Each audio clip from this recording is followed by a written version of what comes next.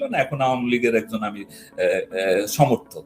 তো ফলে আমার কাছে যতটুকু তথ্য আছে যে এরা যে বাংলাদেশের সন্ত্রাসবাদ নিয়ন্ত্রণ করতে হইলে আওয়ামী লীগের দরকার, এই জন্য আওয়ামী লীগের সাথে যোগাযোগ করেছে এবং সেইটার উপর ভর করে আমি যতটুকু বুঝি, আমি যেহেতু দীর্ঘদিন চাকরি করেছি এবং শেষ 3.5 বছর আমি একেবারে রাজনীতি নিয়েই কাজ করেছি, যেহেতু আমি স্পেশাল ব্রাঞ্চের কাজই পলিটিক্যাল ইন্টেলিজেন্স সংগ্রহ করা, তাতে আমি বুঝি যে আওয়ামী লীগের যে অভ্যন্তরীণ শক্তি, অর্থাৎ তার যে জনসমর্থন, তার নেতা কর্মীদের যে রেজিলিয়েন্স দেশে আছে, সেইটা তারা তাদের শক্তির উপরে, নিজস্ব শক্তির এবং জনগণের যে সাপোর্ট, সেই শক্তির উপর ভর করেই তারা ফিরবে। তারা আমার মনে হয় না যে কোনো মানে বিদেশি শক্তি, পশ্চিমা শক্তি বলেন বা আমেরিকান শক্তি বা মধ্যপ্রাচ্যের শক্তি কারো কিংবা ভারতের শক্তিতে বলিয়ান হয়ে বা তাদের ভরসা নিয়ে আওয়ামী লীগ ফিরবে, সেটি আমার কাছে মনে হয় না। আওয়ামী লীগের নিজস্ব শক্তি এবং জনসমর্থন দেশে, আপনি যদিও শাসক গোষ্ঠী কখনোই, আওয়ামী লীগ আমলেও শাসক গোষ্ঠী যারা মানে ক্ষমতায় একেবারে শীর্ষ পর্যায়ে যে সমস্ত মন্ত্রীরা ছিলেন, তারা যেমন দেওয়ালের ভাষা বুঝতে পারতেন না, জনগণের ভাষা অনেক সময়, কারণ এটা আসলে ক্ষমতার একটা ট্রাজেডি, যে ক্ষমতায় থাকলে জনগণ, সাধারণ মানুষের সাথে একটা গ্যাপ হয়ে যায়। তো চারপাশে চেলা চামুন্ডারা যারা থাকে তারা মানে অনেকটা ওই যে ইয়ের মতো, পথে হলো দেরি উত্তম কুমারের সিনেমা একটা ডায়লগ আছে যে জমিদার বাবুকে ওই মুসাহেব বলতেছে যে হুজুর, আপনি যদি সব কথা মানে বাক্য পুরো করে দেন তাহলে আমার কাজ কি, আপনার তো কষ্ট হয়, আপনি একটা বাক্য শুরু করে দিবেন, বাকিটা আমি বলে দিব। তো এই মুসাহেব গোষ্ঠী এইভাবেই তো আসলে এক ধরনের ইয়ের ভিতরে, ইলিউশনের ভিতরে রাখে, বুঝতে পারে না।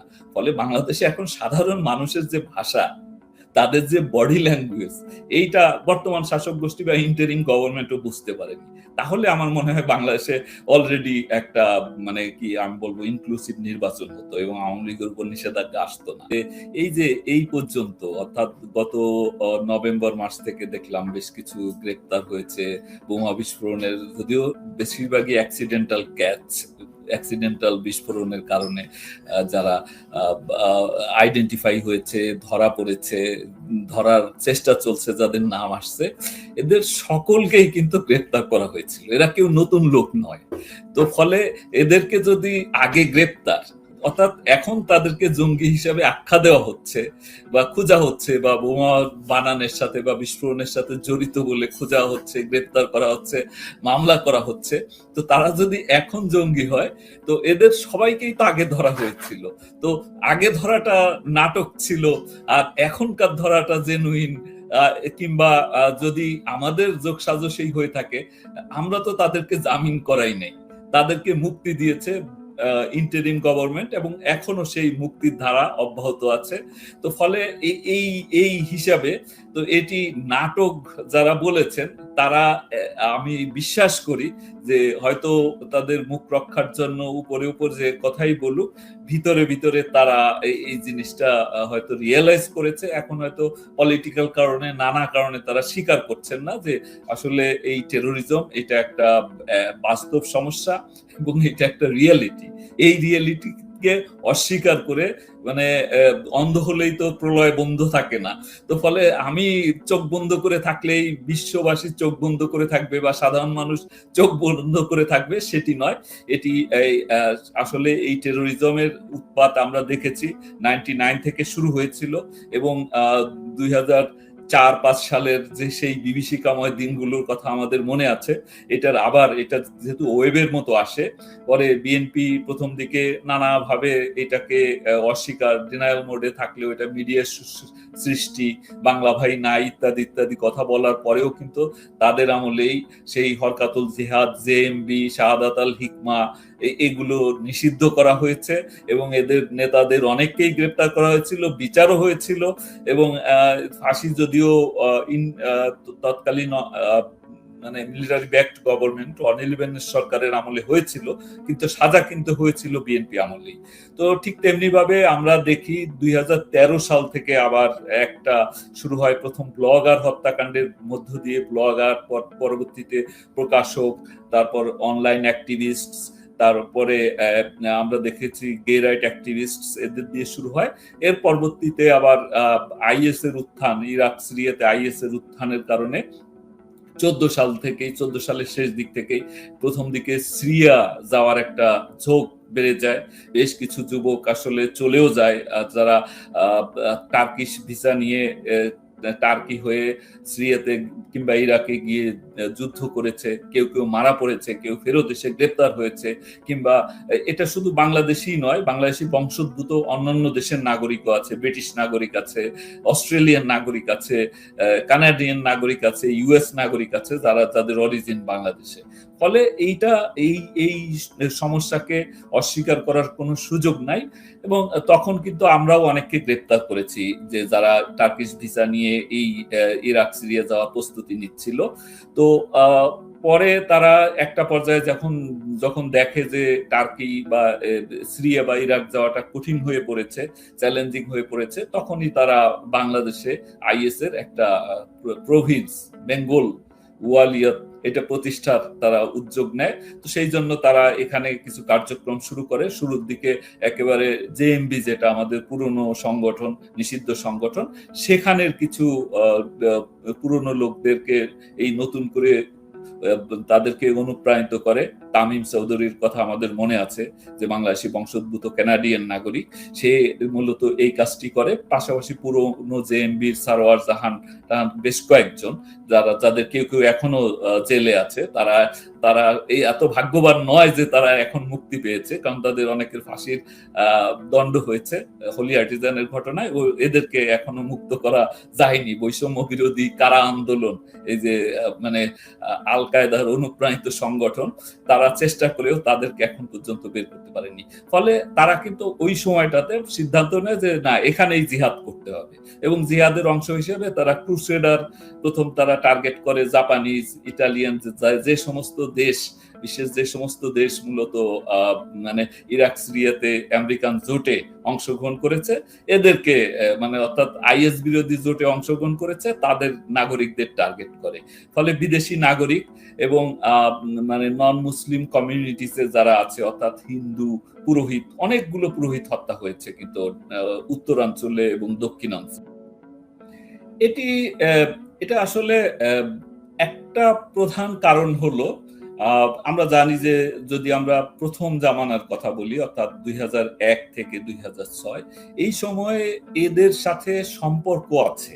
অর্থাৎ এই যে জঙ্গি বা টেরোরিস্ট গ্রুপ যারা ছিল, জেএমবির সাথে সম্পর্ক আছে, কিংবা যারা হুজি, হরকাতুল জিহাদ যারা ছিল, তাদের কিছু কার্যক্রম আপনি যদি দেখেন 99, 2000 এবং 2001 এর ইলেকশন পর্যন্ত অনেকগুলো হামলা হয়েছে। এবং এখানে টার্গেট ছিল কিন্তু একেবারে সব আওয়ামী লীগের।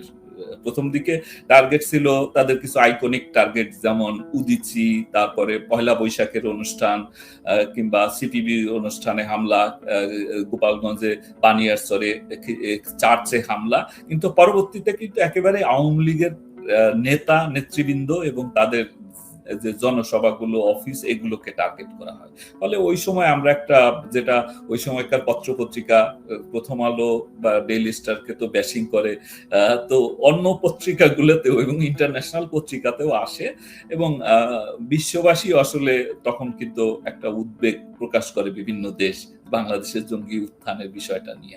এখন এটাকে জঙ্গি বলা হবে নাকি সন্ত্রাসী গ্রুপ বলা হবে নাকি সহিংস উগ্রবাদী বলা হবে, এটি আসলে একেবারেই এটা একটা ন্যারেটিভের বিষয়। টেরোরিজম শব্দটার অর্থ এখন, জঙ্গি শব্দের অর্থ ঠিক আছে, জঙ্গি মানে যে যিনি জং করেন, অর্থাৎ যুদ্ধ করে যিনি জঙ্গি। জঙ্গি বললে এক ধরনের মানে দেওয়া হয়, কি বলা যায়, একটা লিগাল দেওয়া হয় যে যুদ্ধ করছে। তো ফলে যারা টেরোরিস্ট তারা জঙ্গি বললে বরং খুশি হয়। আমি দেখেছি আল কায়দা পন্থীদের এখানকার লিটারেচার, যে হ্যাঁ আমরা জঙ্গি, আমরা জং করি কার বিরুদ্ধে? জং করি বিরুদ্ধে, মুরতাদদের বিরুদ্ধে, ইহুদি নাসারাদের সমর্থকদের বিরুদ্ধে। তো ওইটা কিন্তু আসলে মানে আমরা টেরোরিজম শব্দের বাংলা জঙ্গি হিসেবে বাংলাদেশে পরিচিত। এখন টেরোরিজম আছে, এন্টি টেরোরিজম অ্যাক্ট এখনো বাতিল হয় নাই, এন্টি টেরোরিজম ট্রাইব্যুনাল আছে, কিন্তু আপনি বলবেন যে আছে ভায়োলেন্ট এক্সট্রিমিস্ট, মানে এক্সট্রিমিস্ট বলা হচ্ছে যে উগ্রবাদী। উগ্রবাদী শব্দের অর্থ এক্সট্রিমিস্ট। এক্সট্রিমিস্ট মানে যে অ্যাকশনে যায় নাই, অর্থাৎ কোনো অ্যাকশন করে নাই, বাট তার মতবাদ হিসেবে সে এই তার মতবাদ অন্যদের উপর চাপিয়ে দিতে চায় কোন রকম এটার সাথে, মানে কোনোভাবে সে কোনো যুক্তি তর্ক এটার বিপক্ষে শুনতে চায় না, তাকে উগ্রবাদী বলে, এক্সট্রিমিস্ট। তো ওখানেও মানে রেডিকালাইজেশন, এক্সট্রিমিজম, ভায়োলেন্ট এক্সট্রিমিজম এবং টেরোরিজম ওই বিষয়টা আছে। তো বাংলাদেশে এইটা নিয়ে বিতর্ক বিভিন্ন সময় হয়েছে, কিন্তু আমরা জানি যে শব্দের যে উৎপত্তিগুলো, তো জঙ্গি বলতে সাধারণভাবে বাংলাদেশে টেরোরিজমকেই বোঝায়। এখন আপনি যদি বলেন যে টেরোরিস্ট আছে, এন্টি টেরোরিজম লয়ে বিচার করছেন, তাহলে আপনি টেরোরিস্ট না বললে তাকে উগ্রবাদী বলবেন। টেরোরিজমের বাংলা উগ্রবাদী করতে হলে আমার মনে হয় নতুন গবেষণা করে এটা বের করতে হবে। তো কাজেই এই শব্দটা আমরা প্রচলন করি নাই। এই যে মানে এন্টি টেরোরিজম ল, এটা অর্ডিন্যান্স আকারে কিন্তু 2008-এ প্রথম এটা অর্ডিন্যান্স আকারে আসে। পরবর্তী সংসদ বসার সাথে সাথে এটাকে আইনে পরিণত করেছে। আর এইটা ছিল ইন্টারন্যাশনাল কমিউনিটির মানে সুপারিশ, বিশেষ করে ইউএন এর সুপারিশ। ইউএস একেবারে সহযোগিতা করে, আর্থিক সহযোগিতা, কারিগরি সহযোগিতা দিয়ে 2005 সালে ডিজিএফআই এর অভ্যন্তরে কাউন্টার টেরোরিজম ইন্টেলিজেন্স ব্যুরো তৈরি করে। এটা তৎকালীন ব্রিগেডিয়ার আমিনের নেতৃত্বে এটি তৈরি হয়। সেটার নামও যদিও সাম্প্রতিককালে আমরা দেখেছি যে সেটা সোশ্যাল স্টেবিলিটি ইন্টেলিজেন্স ইউনিট নামে পরিবর্তন করা হয়েছে। তো এটা আসলে এই ধরনের, এটা আমার মনে হয় যে এটা এক ধরনের হ্যালুসিনেশন আর কি, যে কারণ আমরাও দেখেছি মানে 2009 থেকে আমরা যখন কাউন্টার টেরোরিজম একটা ইউনিট থাকা দরকার এটা করার চেষ্টা করছিলাম, তখনও কোনো পক্ষ সরকারকে বুঝিয়েছে যে আমরা যদি কাউন্টার টেরোরিজম বলি তাহলে বোঝা যাবে যে টেরোরিজম আছে। তো টেরোরিজম তো আছেই, টেরোরিজম নাই এটা তো অস্বীকার করার কোনো সুযোগ নাই। তো ফলে এটা কিন্তু even CTTC, counter terrorism and transnational crime unit গঠিত হওয়ার 7 দিন পরে আমাকে বলা হলো যে এটার নাম পরিবর্তন করতে হবে। তা আমাকে তৎকালীন ইন্সপেক্টর জেনারেল তিনি নির্দেশিত হয়ে, অর্থাৎ মিনিস্ট্রির নির্দেশনায় নির্দেশিত হয়ে আমাকে বললেন এবং বললেন যে এই নামে কোনো ইউনিট তো হয় নাই। তো আমি পরে দেখলাম যে এটি আসলে আইনের মানে আইনগতভাবেই additional commissioner counter terrorism and transnational crime দেওয়া হয়েছে, তারপর জয়েন্ট কমিশনার এইভাবে। তো পরে আমি বললাম যে না, এটা যেটা হয়েছে এইটা চেঞ্জ করাটা ঠিক হবে। আসলে হঠাৎ করে যে অল অন এ সাডেন জাতিসংঘ বলল যে এখানে আল কায়দার উপস্থিতি আছে, এটি সঠিক নয়। আমার জানা মতে এই 5 তারিখের পর যে জঙ্গিদের যেভাবে মুক্তি দেওয়া হচ্ছিল, নানাভাবে করা হচ্ছিল, এতে আমার কাছে যতটুকু তথ্য আছে, আমি যেহেতু সরকারি চাকরিতে ছিলাম না তখন, বা আমি আমার জীবন রক্ষার্থে আমি আত্মগোপনেই ছিলাম, তো তারপরেও আমি যতটুকু জানতে পেরেছি ইউএস এম্বাসির পক্ষ থেকে সংশ্লিষ্টরা কিন্তু বারবার এটার ব্যাপারে ওয়ার্নিং দিয়েছে, এবং এই যে অ্যাটলিস্ট 5টা মেমো দিয়েছে সুনির্দিষ্ট নাম সহ এবং জঙ্গি গোষ্ঠীর নাম উল্লেখ সহ সরকারকে দিয়েছে। এবং তার ফলেই কিন্তু বিভিন্ন সময় আমরা দেখেছি যে জাপসা যেটাকে আমরা বলি, তারা আমেরিকান এম্বাসিতে, তারা আমেরিকান এম্বাসির স্টাফ কিডন্যাপ করবে বা হামলা করবে, এরকম তথ্য এই সুনির্দিষ্ট নাম উল্লেখ করে ছবি দিয়ে তারা কিন্তু চিঠি দিয়েছে সরকারকে। এবং তৎকালীন যে উপদেষ্টা ছিলেন স্বরাষ্ট্র মন্ত্রণালয়ের লেফটেন্যান্ট জেনারেল জাহাঙ্গীর সাহেব, তার সাথে দেখা করে ইউএস অ্যাম্বাসেডর তৎকালীন বোধহয় চার্লস অ্যাফেয়ার্স, উনি সরাসরি কিন্তু কথা বলেছেন। এটা আমার কাছে, আমি মোটামুটি আমাকে বিভিন্ন সূত্র থেকে নিশ্চিত করেছে। তো ফলে এরা কমপক্ষে 5টা মেমো দিয়েছে সরাসরি টেরোরিজম নিয়ে। তো কাজেই এটা জাতিসংঘ হঠাৎ করে বলেছে এইটা ভাবার কোনো কারণ নাই। অন্যান্য দেশও আমি জানি যে ইউকে, অস্ট্রেলিয়া সহ বিভিন্ন দেশ বিভিন্ন সময় কিন্তু তারা ট্রাভেল অ্যালার্টও দিয়েছে। তো এরা তো প্রথম মানে শুরুতেই তো এরা এত ডিপ্লোম্যাটিক ভাষায় খুব সতর্কতার সাথে আসলে কথা বলে, একটা পর্যায়ে গিয়ে হয়তো মানে সরাসরি বলে। আর আল কায়দার তো এখন পর্যন্ত জাতিসংঘ তো বাংলাদেশে আসল চিত্রটা দেখেই নাই, কারণ আল কায়দা পন্থী যারা, অর্থাৎ একিউআইএস এর যারা সমর্থক, বাংলাদেশে আল কায়দা বা একিউআইএস নামে আসলে কেউ নাই। এখানে আছে আনসারুল ইসলাম। মানে 2014 সালে আল কায়দা তাদের যে ফ্রাঞ্চাইজ দেওয়ার ক্ষেত্রে বা ব্রাঞ্চ করার ক্ষেত্রে কিছু সুনির্দিষ্ট স্ট্যান্ডার্ড ছিল। মানে আমরা যেমন কেএফসি বা ম্যাকডোনাল্ডস এর যেমন কতগুলো ক্রাইটেরিয়া ফুলফিল করতে হয়, ঠিক তেমনি ভাবে এটা আল কায়দার ছিল। কিন্তু যখন আইএস এর উত্থান হলো ইরাক সিরিয়াতে, তখন দেখা গেল যে আল কায়দার ব্রাঞ্চ, বিভিন্ন দেশের ব্রাঞ্চ গুলো, তারপর বিভিন্ন সন্ত্রাসী সংগঠন যারা আল কায়দার আমব্রেলার নিচে কাজ করত, তারা আইএস এ যোগদান করা শুরু করেছে। সরাসরি আইএস এর সেই বোগদাদির যে তার বায়াত নেওয়া শুরু করলো। তখন আল কায়দা দেখলো যে তাদের জন্য একটা অস্তিত্ব সংকট, তখন তারা মনে করলো যে ঠিক আছে, স্ট্যান্ডার্ড একটু মানে বেঞ্চমার্ক একটু নামিয়ে হলেও তারা একটা মানে ইন্ডিয়ান সাবকন্টিনেন্টে একটা শাখা ঘোষণা করলো। সেটা হলো সেপ্টেম্বর আল জাওহিরি তার ভিডিও বার্তার মাধ্যমে আল কায়দা ইন ইন্ডিয়ান সাবকন্টিনেন্ট। তো সেখানে তার সেই বক্তৃতায়, ভিডিও বক্তৃতায়, এটা মনিরুল ইসলামের বানানো জিনিস নয়, নাটক নয়, বা তার লেখা স্ক্রিপ্ট নয়। সেখানে বলেছে যে পাকিস্তান তো আছে, পাকিস্তানে তাদের সংগঠন আছে, ইন্ডিয়া, বাংলাদেশ এবং মিয়ানমারে তারা এটা ঘোষণা করলো। ঠিক তখনই যারা ব্লগার হত্যার সাথে জড়িত বা এই ধরনের অনলাইন অ্যাক্টিভিস্ট হত্যার সাথে যারা জড়িত ছিল, এরা আগে আসলে কোনো মানে আল কায়দার সমর্থক ছিল, বাট যেহেতু কোনো সাংগঠনিক কাঠামো ছিল না, সেই হিসেবে তারা তো ওদের একটা বাংলা ব্লগ ছিল, আনসারুল্লাহ বাংলা টিম নামে বাংলা একটা ব্লগ ছিল, যেখানে আল কায়দার লিটারেচার তারা প্রকাশ করত। ওইটার আওতায় আসলে এরা কাজ করতো। তো ওইটাকে মিডিয়া নাম দিয়ে দেয় আনসারুল্লাহ বাংলা টিম। আসলে ওরা এটা ব্লগের।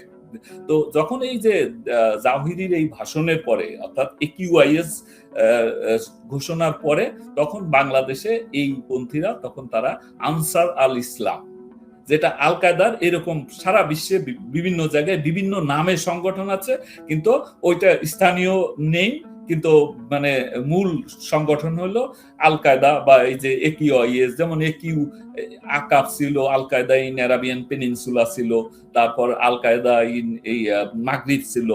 তো এইরকম বিভিন্ন জায়গায়। তো এটা একিউআইএস এই অঞ্চলের, তো তখন তারা এটা একেবারে সাংগঠনিক কাঠামো দিয়ে, আনসারুল ইসলাম সাংগঠনিক কাঠামো দিয়ে তারা কার্যক্রম শুরু করে 14 সালে। তো এখন এইটা মানে বিগত কয়েক বছরে তারা অনলাইনে অ্যাক্টিভিটিস চালিয়েছে, কিন্তু অনেকেই গ্রেপ্তার ছিল, অনেকে চাপে ছিল, অনলাইনে নানা ধরনের মনিটরিং থাকার কারণে। এটা যে মনিটরিংটা ছিল সেটা আসলে 5 তারিখের পরে তো বন্ধ হয়ে যায়, এবং এরা 5 তারিখের পরে অনেকেই মুক্তি পেয়ে গেছে, তারপরে কেউ পালিয়েছে জেলখানা থেকে, বা 5 তারিখের আগেও পালিয়েছে। 22 বা 23 সালে আদালত প্রাঙ্গণ থেকে সাজাপ্রাপ্ত আসামি পালিয়ে যায় 2 জন, যেটার কথা আমরা জানি, ঢাকার আদালত থেকে, মানে আমাদের সময়ই। তো এইগুলো হয়েছে। তো এরা 5 তারিখের পরে জসিমউদ্দিন রহমানীর মুক্তির মাধ্যমে তাকে যেভাবে হিরো হিসাবে আর কি একেবারে খোলা জিপে করে স্যালুট করে তাকে মুক্ত করা হয়েছে, হেলিকপ্টারে উড়িয়ে নিয়ে যাওয়া হয়েছে তার সেই বরগুনা। তো এই সবকিছু তো একেবারে এটা যে নর্মালাইজেশন প্রসেস, টেরোরিজম বা এই যে এক্সট্রিমিজমকে নর্মালাইজ করে ফেলেছে ইন্টারিম গভর্নমেন্ট। দেখুন, তাকে যে সাজা দেয়া হয়েছিল যে মামলায়, অর্থাৎ আহমেদ হায়দার, রাজীব হায়দার হত্যা মামলায়, সেখানে কিন্তু সে সংগঠনের চিফ হিসেবে তাকে সাজা দেওয়া হয়নি। তাকে সাজা দেওয়া হয়েছিল যে সে বয়ান করেছে মসজিদে, যেটা সে 164 করেছে, যে এই আল্লাহ রসুলের অবমাননা যারা করে তার রক্ত হালাল, তাদের কতল করতে হবে, যে যার সুযোগ আছে, সামর্থ্য আছে, তার কতল করতে হবে, এর জন্য যদি তার ফাঁসি হয় এটাও সে শহীদি মৃত্যুবরণ করবে। এইটা তার এই ইয়েতে উদ্বুদ্ধ হয়ে 5 তরুণ যারা প্রাইভেট বিশ্ববিদ্যালয়ের ছাত্র ছিল, বিভিন্ন বিশ্ববিদ্যালয়ের, তারা তখন তাদের যে হ্যান্ডলার যে ছিল তার নেতৃত্বে, তার নির্দেশনায় তারা এই রাজীব হায়দারকে হত্যা করে। ফলে সে কিন্তু অ্যাবেটর হিসেবে তার 5 বছরের সাজা হয়েছিল, বাকিদের সম্ভবত ফাঁসির আদেশ হয়েছিল, পরে এটা কমিয়ে যাবজ্জীবন হয়েছে। তো তাকে কিন্তু সংগঠনের প্রধান হিসেবে সাজা দেওয়া হয় নাই। এবং তার যে বক্তব্য, মানে মুক্তি পাওয়ার পরের বক্তব্য যেটা দেখেন, সে কিন্তু ভিডিও বক্তব্যে সে বলেছে, ইউটিউবে আছে, হয়তো এখন নামিয়ে ফেললেও আমি এটা সংগ্রহে রেখেছি, কপি করে রেখেছি। সেখানে বলেছে যে মানে যখন এইগুলো হয়েছিল তখন আমি নির্দেশ, মানে কথাগুলো এইভাবেই দাঁড়ায়, মানে মোটামুটি বললে বোঝা যায় যে আমি মানে তার নির্দেশে সে দিয়েছিল। এবং জেলখানায় যখন ছিল তাকে জিজ্ঞাসা করতো লোকজন যে হুজুর এরপরে কে মারা যাবে, কোন ব্লগার হত্যা হবে, তাহলে তখন আমি হাসতাম, হাসে বলতাম যে দেখতে পাবে। যে ইন্টারিম গভর্নমেন্টের আমল থেকে শুরু করে অন্তত 5টা মেমো দিয়েছে আমেরিকানরা, এবং এটার অগাস্টের পর থেকেই দিয়েছে, এখন তো দিচ্ছে না। আমেরিকা মেমো দিচ্ছে বারবার যখন মানে কনফিডেন্সিয়াল মানে কমিউনিকেশন করছে সরকারের সাথে যে এরা এই পরিকল্পনা করছে, সেইটা তো আর এখানে তো আওয়ামী লীগ তো একটা বড় দল, তারা সরকারে ছিল, 15 বছর সরকার চালিয়েছে, সেখানে ভুল ত্রুটি থাকতে পারে, কিন্তু তারা তো এই টেরোরিজম তো তাদের সময় তৈরি হয় নাই। এই টেরোরিস্ট গ্রুপ তো বেশিরভাগ নিষিদ্ধ করেছে বিএনপি আমলে। ফলে এইটাকে তো স্ট্র্যাটেজিক, মানে আমি একটা প্যাটার্ন লক্ষ্য করবেন, আপনি প্যাটার্নটা যদি দেখেন 99 এবং 2000 এবং ইলেকশনের আগে পর্যন্ত যে হামলাগুলো, সমস্ত হামলা কিন্তু একটা প্যাটার্ন লক্ষ্য করা যায়। তারপর 2 বছর কোনো হামলা নাই।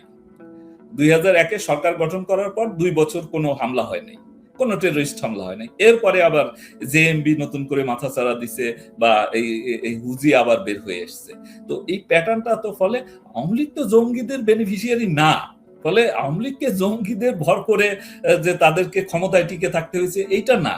কারণ জঙ্গিদের ভরসায় থাকলে তো আমেরিকার সাথে সম্পর্ক থাকতো, মানে আওয়ামী লীগের তো আমেরিকার সাথে, আমরা এটা তো মানে এটা বোঝার জন্য সরকারি চাকরিও করার দরকার নাই, সাংবাদিকতাও করার দরকার নাই যে আওয়ামী লীগের সাথে আমেরিকার সম্পর্কটা কেমন ছিল গত 15 বছরে। এটা তো একটা মানে এক ধরনের বিরোধী পক্ষই ছিল। ফলে টেরোরিজম দিয়ে তো আওয়ামী লীগকে তো টেরোরিজমকে তাদের অ্যাসেট হিসেবে, মানে স্ট্র্যাটেজিক অ্যাসেট হিসেবে ব্যবহারের কোনো প্রয়োজনই হয় নাই। এই প্যাটার্নটা আমি যদি খুব সংক্ষেপে বলি, মানে প্রথম দিকে আমি বলেছি যে 99 সালে যখন তারা প্রথম হরকাতুল জিহাদ অ্যাটাক শুরু করে, তখন তারা মানে এই যে কিছু আইকনিক অ্যাটাক, যেটা অর্থাৎ ওই যে উদিসি, অর্থাৎ প্রগতিশীল শক্তির বিরুদ্ধে, কিন্তু পরবর্তীতে 2000 সাল থেকে তারা এইটাকে একেবারে পিওরলি আওয়ামী লীগের নেতা কর্মী এবং তাদের জনসভা, তাদের অফিসকে টার্গেট করে, যাতে মানে একদিকে তাদের মনোবল ভেঙে দেওয়া যায় ইলেকশনে। 2001-এ যেহেতু ইলেকশনে কোন পক্ষকে মানে সুবিধা পাইয়ে দেওয়ার জন্য এই হামলাগুলো, অর্থাৎ মানে আওয়ামী লীগকে নির্মূল করার। আপনার মনে আছে যে ইয়াতে ওইদিকে সিলেটে সুরঞ্জিত সেনগুপ্তের উপরে হামলা হয়েছে, তার বদরুদ্দিন কামরান সাহেবের উপর হামলা হয়েছে, আওয়ামী লীগ অফিসে হামলা হয়েছে, তারপর নারায়ণগঞ্জে শামীম ওসমানের জনসভায় হামলা হয়েছে, বাগেরহাটে শেখ হেলাল উদ্দিনের জনসভায় হামলা হয়েছে। এইভাবে হামলার ধরনগুলো যেগুলো একেবারে পলিটিক্যাল নেতাদের উদ্দেশ্য করে, তো ইলেকশনের আগে এইটা তো একটা পক্ষকে সুবিধা পাইয়ে দেওয়ার জন্য, এবং আওয়ামী লীগ যাতে, অর্থাৎ এই হরকাতুল জিহাদের যে নেতা ছিল, অন্যতম নেতা মুফতি হান্না, তার বক্তব্য এসেছে যে সভায় হামলা হলো। হ্যাঁ, সেটা তাকে তো হত্যার চেষ্টা বারবার হয়েছে, সর্বশেষ হয়েছে 2004 সালের 21শে অগাস্ট, যেটা 21শে অগাস্ট সমাগত।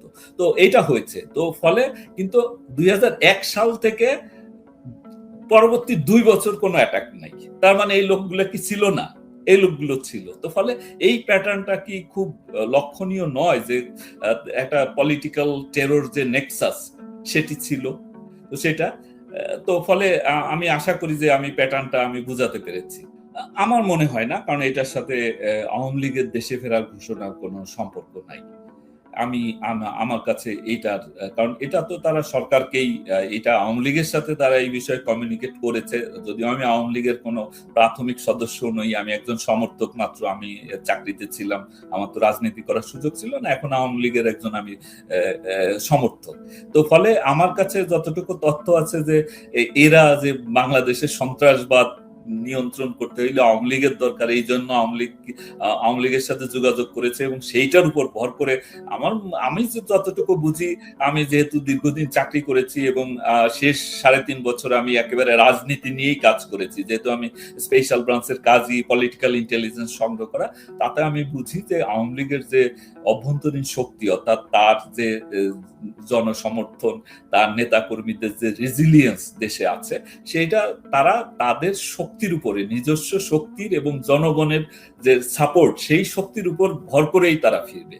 তারা, আমার মনে হয় না যে কোনো মানে বিদেশি শক্তি, পশ্চিমা শক্তি বলেন বা আমেরিকান শক্তি বা মধ্যপ্রাচ্যের শক্তি কারো কিংবা ভারতের শক্তিতে বলিয়ান হয়ে বা তাদের ভরসা নিয়ে আওয়ামী লীগ ফিরবে, সেটি আমার কাছে মনে হয় না। আওয়ামী লীগের নিজস্ব শক্তি এবং জনসমর্থন দেশে, আপনি যদিও শাসক গোষ্ঠী কখনোই, আওয়ামী লীগ আমলেও শাসক গোষ্ঠী যারা মানে ক্ষমতায় একেবারে শীর্ষ পর্যায়ে যে সমস্ত মন্ত্রীরা ছিলেন, তারা যেমন দেওয়ালের ভাষা বুঝতে পারতেন না, জনগণের ভাষা অনেক সময়, কারণ এটা আসলে ক্ষমতার একটা ট্রাজেডি, যে ক্ষমতায় থাকলে জনগণ, সাধারণ মানুষের সাথে একটা গ্যাপ হয়ে যায়, তো চারপাশে চেলা চামুন্ডারা যারা থাকে তারা মানে অনেকটা ওই যে ইয়ের মতো, পথে হলো দেরি উত্তম কুমারের সিনেমা একটা ডায়লগ আছে যে জমিদার বাবুকে ওই মুসাহেব বলতেছে যে হুজুর, আপনি যদি সব কথা মানে বাক্য পুরো করে দেন তাহলে আমার কাজ কি, আপনার তো কষ্ট হয়, আপনি একটা বাক্য শুরু করে দিবেন, বাকিটা আমি বলে দিব। তো এই মুসাহেব গোষ্ঠী এইভাবেই তো আসলে এক ধরনের ইয়ের ভিতরে, ইলিউশনের ভিতরে রাখে, বুঝতে পারে না।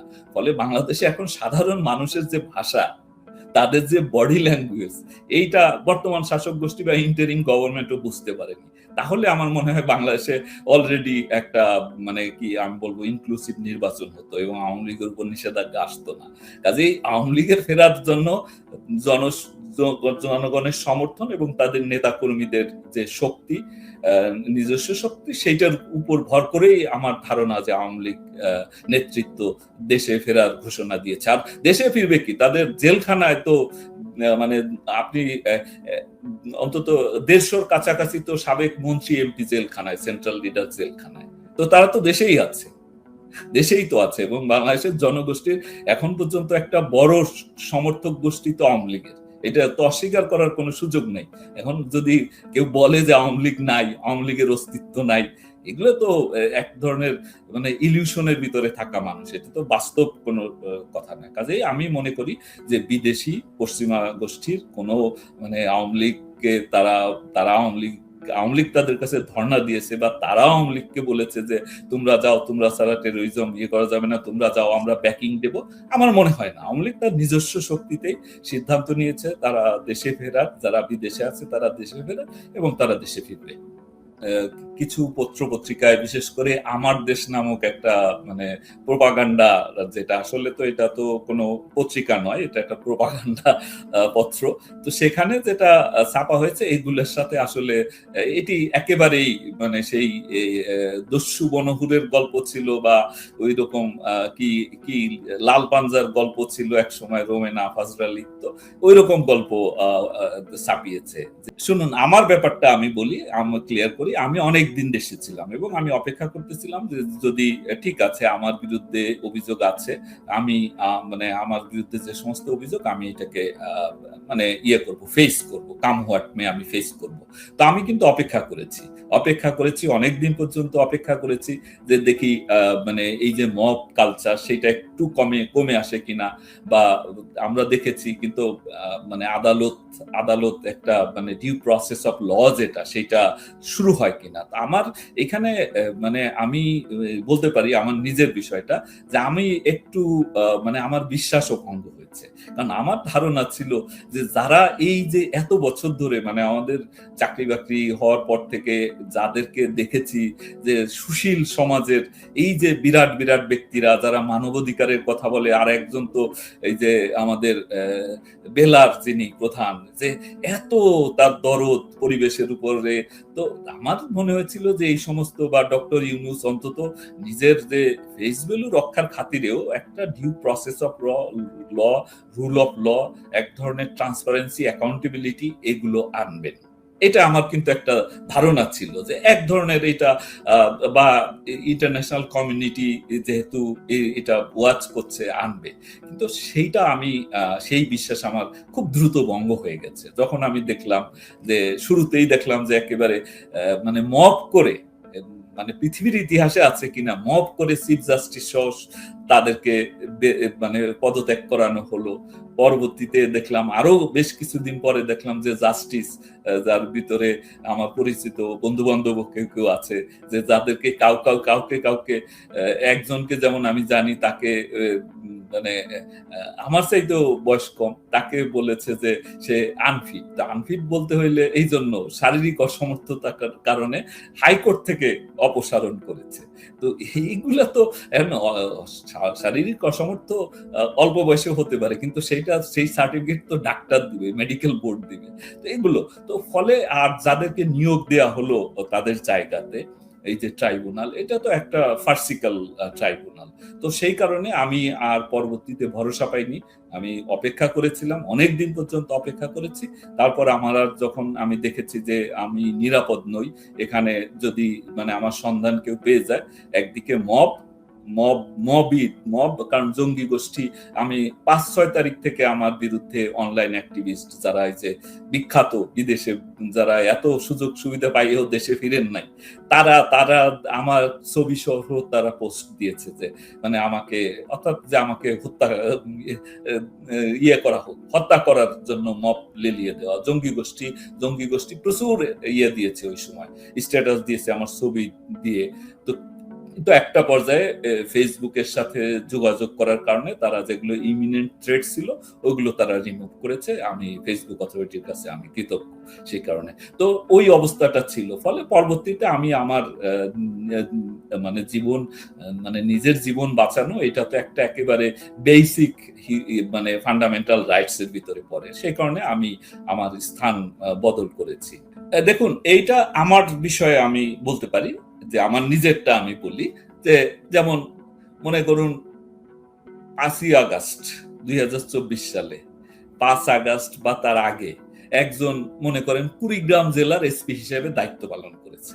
কুড়িগ্রাম জেলায় কোনো ঘটনা, আমি উদাহরণস্বরূপ বলছি যে কুড়িগ্রাম জেলায় কোনো ঘটনা ঘটে নাই, তাকে গ্রেপ্তার করা হয়েছে। পরবর্তীতে গ্রেপ্তার করা হয়েছে কোথায়? যাত্রাবাড়ির হত্যা মামলায়।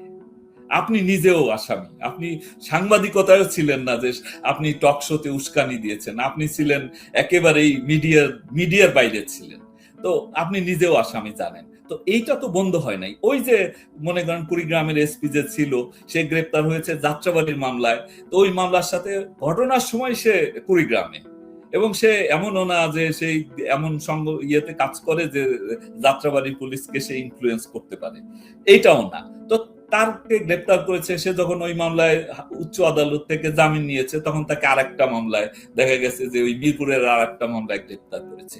এই অবস্থাটা সে তো এখনো পর্যন্ত মুক্তি পায় নাই, তার বিরুদ্ধে কোনো চার্জও নাই, মুক্তিও পায় নাই। সে বিনা বিচারে বিনা চার্জে এই তদন্তে তো জীবনেও তার বিরুদ্ধে চার্জশিট দেওয়া যাবে না, কিন্তু তাকে কিন্তু আটকে রাখা হয়েছে। তো আটকে রাখা হচ্ছে।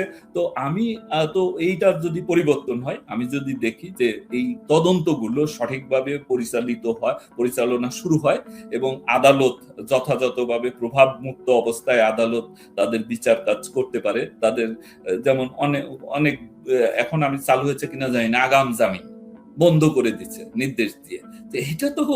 এইটা তো কোনো বিচার ব্যবস্থার মানে হতে পারে না, বৈশিষ্ট্য হতে পারে না। ফলে এগুলো যদি আমি দেখি, এগুলা মানে ইন প্লেস, অর্থাৎ সঠিক উপায়ে চলছে, এগুলো পরিবর্তন হয়েছে, তাহলে অবশ্যই আমি আমার দেশ, কারণ আমি এই যে জীবন, আন্ডারগ্রাউন্ড জীবন, এটা আসলে কোনো এর যে কষ্ট যারা ভোগ করেছে তারা জানে। তো কাজেই এই অবস্থা থেকে তো ওই মানে অনুকূল পরিবেশ হলে আমি ফিরবো, সেটা আমি যেহেতু আওয়ামী লীগের কর্মী নই বা নেতাও নই, সেই হিসেবে আওয়ামী লীগের ফেরার সাথে এটা সম্পর্কিত না, এটা আমার নিরাপত্তার সাথে সম্পর্কিত। তো আমি যদি মনে করি যে আমি সুবিচার পাবো, আমার বিরুদ্ধে যে অভিযোগগুলো আছে সেগুলো যথাযথ তদন্ত হবে, পুনর্তদন্ত হবে, একটা যথাযথ মানে এফিশিয়েন্ট অথরিটির, প্রফেশনাল অথরিটি যারা নিরপেক্ষ তদন্ত করতে পারে, যাদের আক্রোশ নাই, প্রতিহিংসা নাই। আমার প্রতি যেমন এই যে ট্রাইব্যুনালের যে যারা আছে কি বলে ইনভেস্টিগেটর, তারা তো প্রতিশোধ পরায়ণ, তারা হিসাব করে যে আমার আমার মানে এটা তো তাদের তদন্তের বিষয়বস্তু না। এইটা তদন্ত করবে দুদক বা এনবিআর, যে আমার ছেলে মেয়ে বিদেশে পড়ে, সেই টাকা কত টাকা খরচ হয়, ওই টাকা আমি কোত্থেকে দেই। এইটাও ট্রাইব্যুনালের মানে যারা ইনভেস্টিগেটর তারা জাস্ট আমার নাম ধরে আমার বিরুদ্ধে কথা বলছে এবং আমাদের সাবঅর্ডিনেট বা সহকর্মীদের ডেকে নিয়ে ভয় দিচ্ছে যে আসামি হবা, নাহলে এই সাক্ষী দিবা। হেফাজতের দিন দেখেন, হেফাজতের মামলায় আমি আসামি, হেফাজতের দিন আমি অফিসে বসা, একেবারে সারা রাত আমি অফিসে বসা। তা আমি তখন মানে জয়েন্ট কমিশনার মাত্র, তা আমার তো ওখানে কোনো রোলই ছিল না, ওই মামলায় আমি আসামি। বিডিআর বিদ্রোহের সময় আমি নীলফামারীর এসপি, নীলফামারীতে আছি। আমি আসছি ফেব্রুয়ারিতে, বিদ্রোহ হয়েছে, আমি ফিরেছি হইলো, আমি ঢাকায় এসেছি মার্চ মাসের 19 তারিখে বা 18 তারিখে ঢাকায় জয়েন করেছি। তখন সকল মামলা সিআইডিতে। তারপরে আর এই মামলা সংক্রান্তে কোনো বিষয়ে আমার কোনো ইনভলভমেন্ট ছিল না। সেই মামলায় ফৌজ কমিশন আমাকে, আমার বিরুদ্ধে যে 6-7 জন পুলিশ অফিসারকে আসামি মানে দায়ী করেছে, তার ভিতরে আমি একজন। তো এই অবস্থায় তো আমি মানে আমার ফেরাটা অনিশ্চিত। ফলে যদি একটা ডিউ প্রসেস অফ ল সেটা চালু হয়, সবকিছু প্রভাব মুক্ত পরিবেশে, যেটা হওয়ার কথা, যেটা ইউনুসীয় জামানায় যেটা প্রতিশ্রুতি দেওয়া হয়েছিল এবং বারবার যারা পশ্চিমা দেশ তারাও এই ঘোষণা দিয়েছে যে বাংলাদেশে এইটা নাই সেইটা নাই, এই বিচার বিভাগ স্বাধীন না, অমুক তমক। এখন তো তাদের মুখ বন্ধ, এখন তারা কিছু বলে না। আমি দেখি ডেভিড বার্গম্যান যে গত মানে অন্তত 15 বছর আওয়ামী লীগকে ব্যাশিং করেছে, এখন সে মাঝে মধ্যে লেখে। তাছাড়া তো ইন্টারন্যাশনাল কমিউনিটি, অবশ্যই অ্যামনেস্টি ইন্টারন্যাশনাল বা হিউম্যান রাইটস সংগঠনগুলো এখন একটু নড়ে চড়ে বসছে। এদের তো পছন্দের লোক ছিল আসলে ডক্টর ইউনূস। তো ফলে এই যে সমস্ত বিচার ব্যবস্থা, পুলিশি ব্যবস্থা যেটাকে ধ্বংস করে গেছে, তো এখানে প্রভাব মুক্ত বা একেবারে খোলা মনে যেটা অবজেক্টিভ প্রফেশনাল একটা তদন্ত যদি না হয়, বিচার না হয়, তাহলে তো দেশে ফিরলে আমি নিরাপদ নই। তারপরে মব কালচার বন্ধ হয় নাই। দেখুন, আমি যেহেতু সরাসরি রাজনীতি করি না, আমার ফেরার বিষয়টা নিয়ে আমি বলতে পারি যে সেইটা আমি যখন বুঝবো যে আমার জন্য নিরাপদ, অর্থাৎ আমার লাইফ রিস্ক নাই, তখন আমি ফিরবো। আর শ্রদ্ধেয় শেখ হাসিনা প্রধানমন্ত্রী, উনি যখন ফিরবেন, উনি একটা রাজনৈতিক মানে দীর্ঘদিন উনি বাংলাদেশের সবচাইতে বেশি সময় ধরে, যেমন উনি আওয়ামী লীগের সভানেত্রী, তারপরে সবচেয়ে বেশি সময় শাসন করেছেন, মানে প্রায় 21 বছর উনি প্রধানমন্ত্রী ছিলেন, মানে আগের যে 96 থেকে 2000, তারপর 10 বছর উনি বিরোধী দলীয় নেত্রী ছিলেন। উনার নিরাপত্তা আর উনার হলো লক্ষ লক্ষ নেতাকর্মী, কিন্তু আমি তো এলন, আমার তো মানে আমাকে তো, ফলে উনার নিরাপত্তা উনার নেতাকর্মীরা নিশ্চিত করবে। এবং আমি মনে করি যে এটা সরকারেরও বোঝা উচিত যে এই রাজনৈতিক নেতৃবৃন্দ যারা, তাদেরকে রাজবন্দী হিসেবেই ট্রিট করে, মানে যদি তাদের গ্রেফতারও করতে হয়, রাজবন্দী হিসেবে ট্রিট করা উচিত এবং সেইভাবে তাদের নিরাপত্তা নিশ্চিত করার দায়িত্ব সরকারের। এবং আমার মনে হয় যে, আমি বিশ্বাস করি যে সরকারের শুভ বুদ্ধির উদয় হবে, তারা উনার নিরাপত্তা, ওনার যে সমস্ত রাইটস আছে, যে সমস্ত প্রিভিলেজেস আছে, সেগুলো নিশ্চিত করে ওনার নিরাপত্তা নিশ্চিত করবেন। আমাদের কেউ সেফ প্যাসেজ দেয়নি, আমাদেরকে কেউ সেফ প্যাসেজ দেয়নি। আমরা তো দেশেই ছিলাম, যে যার মতো করে আমরা নিজেদের মতো করে আমরা বেরিয়ে এসেছি দেশ থেকে। যারা বের হতে পেরেছে, আর অনেকে গ্রেপ্তার হয়েছে এখানে। এখন শেখ হাসিনা তো প্রধানমন্ত্রী হিসেবে উনাকে রেখে আসা হয়েছে। উনি তো আমার জানা মতে পদত্যাগও করেন নাই। তো উনাকে তো ওনার এসএসএফ, পিজিআর তারা এবং ওনার এমএসপিএম তারা একেবারে মানে সসম্মানে, বিমান বাহিনী প্রধান তারা মিলেই তো এই ডিসিশন নিয়ে ওনাকে তারা নিরাপত্তা দিতে পারবেন না বলে ওনাকে রেখে এসেছেন। তো এটা সেনাবাহিনী প্রধান এই বিষয়টা জানতেন বলে আমার জানা নাই। আর আরেকটা হলো যে মানে সবকিছু বাদ দেন, যে ঠিক আছে আমাদেরকে মানে অন্যান্য কথাও যদি বাদও দেন, দেখুন এইটা প্রত্যেকেরটা আসলে ইন্ডিভিজুয়াল কেস। এখানে কোনো প্যাটার্ন নাই। মানে এটা যে খুব অর্গানাইজড কিছু ছিল না, সেটাই না। কারণ সবাই তো তখন যার তার হয়ে পড়েছে। ফলে যে যার মতো করে যেভাবে সুযোগ পেয়েছে, কেউ অনেকে তো গ্রেপ্তার হয়েছে, তারা দেশে ছিল। গ্রেপ্তারের সংখ্যা তো কম নয়। আপনি যদি বলেন যে আওয়ামী লীগের সব নেতা কর্মী বা সব পালিয়ে গেছে, তা তো নয়। জেলখানায় দেখুন প্রচুর মানুষ তো গ্রেপ্তারও আছে, বিভিন্ন শ্রেণী পেশার, যে যারা দেশেই ছিল, দেশে থাকতে চেয়েছে। এখনো অনেকে আছে যারা পালিয়ে আছে, বিভিন্ন ভাবে তারা আত্মগোপন করে আছে, মানে এখন পর্যন্ত নিরাপদ আছে, তারপর তো অ্যারেস্ট হচ্ছে। তো এইটা এই সেফ প্যাসেজ কেউ কাউকে দেয়নি। যে যার মতো করে, যে তাৎক্ষণিক ডিসিশন নিতে পেরেছে যে সরে পড়বো, আমি আমার বাসায় থাকবো না, সেটা আমি তো অনেককে জানি, শুনেছি যে তারা জাস্ট তাদেরকে গ্রেপ্তার করতে যাচ্ছে, গিয়ে তার 5 মিনিট আগে সে নিরাপদে সরে পড়েছে। ফলে এখানে কোনো প্যাটার্ন নাই যে সবাইকে একেবারে ঢালাও ভাবে বলেছে যে আপনারা চলে যান, সেটা নাই। তো ওইটাই আর কি। তো এই ক্ষেত্রে আবার মানে আমার খুব বেশি কারোর সাথে আসলে যোগাযোগও নাই, কারণ এটা আমি তো আন্ডারগ্রাউন্ড জীবন যাপন করছি। তো আন্ডারগ্রাউন্ডে থেকে তো যোগাযোগ করাটাও আসলে, আর কে কোথায় কি অবস্থায় আছে সবার সাথে আমার মানে খুব কম লোকের সাথে আমার যোগাযোগ। তো আজকে যে অন্যদেরটা আমি আসলে বলতে পারবো।